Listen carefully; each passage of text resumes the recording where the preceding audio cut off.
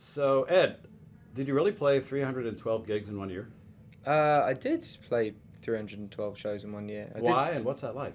It was my dad. There was a singer-songwriter called James Morrison, and my dad clipped out a newspaper article where it said James Morrison plays 200 shows in one year and gets signed.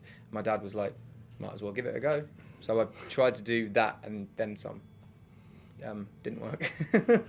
Do you have any desire to try to repeat that or exceed that? I that, do that have a goal? desire to repeat that, but the problem now is I'm not just doing shows. It comes in between promoting the album and doing TV shows and doing radio shows and stuff like that. So it isn't just shows. But I'd like to have a year where I just fully tour. Yeah, I think for me, like bands nowadays, especially when I play with a band, it's to click track, and it's very regimented, and the song is in a certain amount of time, and it's just like this is the song. You sing it like this, and it sounds like that, and it's going to sound like the record. Whereas when you play on your own, you can veer off. I can just veer off somewhere if I feel like it. If I feel like putting in a song and just dropping something else, or making an audience sing more in this bit, or changing it up a bit and making it a little bit different, you can do that on the spot, and it's a bit more sporadic. I got a loop pedal when I was 14 years old, and that's when I started using it. And it was just seeing the singer-songwriter Gary Dunn use it, and he didn't need a band, and he was doing boom and char and big sound, and that just attracted me to it. And I was like, that sounds wicked. I want to do that.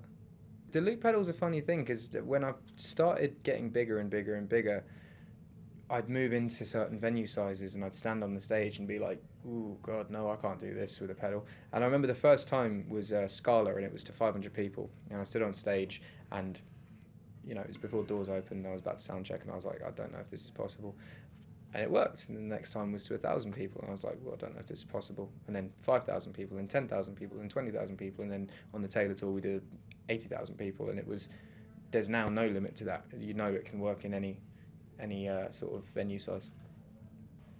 I think this album is very much, it's rooted in my comfort zone, but there are certain times where I step out of the comfort zone.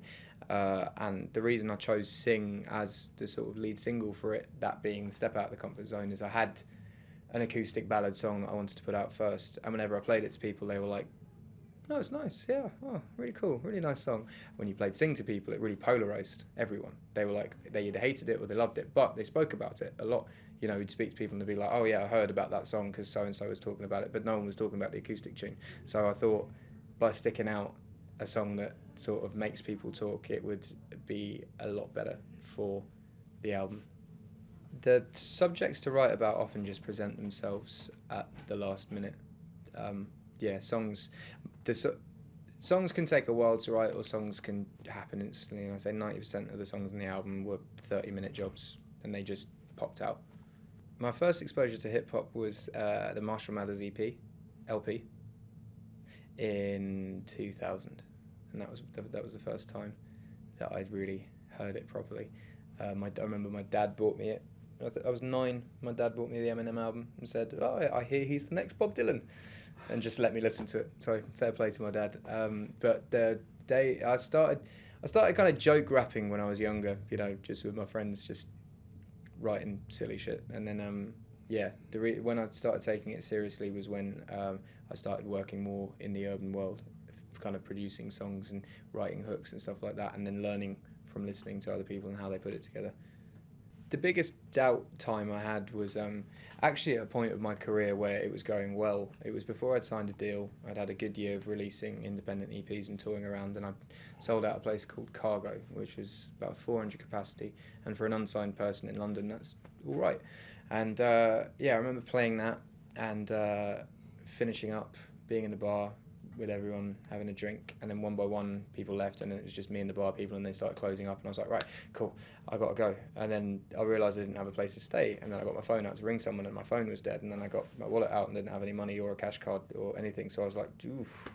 It's like 4 o'clock in the morning at this point, didn't know where to go. Walked about 6 miles to North London to my mate's house. I had a couple of mates that I knew would be awake at certain points, and this one dude just doesn't sleep. So I walked to his, and when I got there, I remember having a conversation with him, being like, "Yeah, I don't know if this is working out." And then 2 months later, everything happened.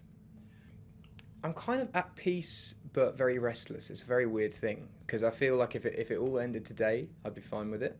but then also I know that there's a lot more I could achieve. So I'm at a stage where I'm, at peace with what I've achieved. I know it's phenomenal for someone of my age, where I came from and all of that, but I know that the end finish line isn't even in sight yet. So I'm just going to keep going, I guess.